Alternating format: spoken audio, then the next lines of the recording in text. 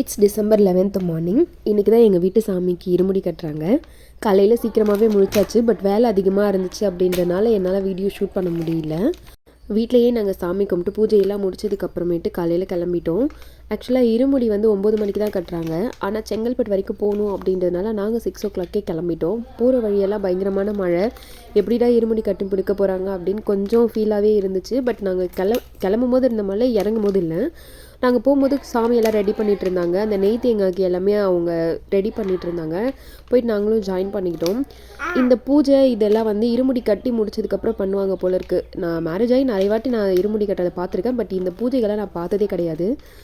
கோவிலில் நிகிலனும் சௌமிகாவும் ஜாலியாக விளையாடிட்டு இருந்தாங்க. இந்த மாதிரி அக்கேஷனுக்குலாம் நிகிலனுக்கு ஆல்வேஸ் ட்ரெடிஷ்னல் அவுட்ஃபிட் தான். பிளாக் ஷர்ட் எப்படி இருக்குன்னு கண்டிப்பாக சொல்லுங்கள். கிளம்பும்போது அப்பா பிள்ளை பாச போராட்டம் தாங்கவே முடியல. கடைசி அவங்க பாய் சொல்லிவிட்டு சரணம்லாம் சொல்லிவிட்டு அவங்க கிளம்பிட்டாங்க. நாங்களும் அவங்களுக்கு பாய் சொல்லிவிட்டு வீட்டுக்கு வந்துட்டோம்.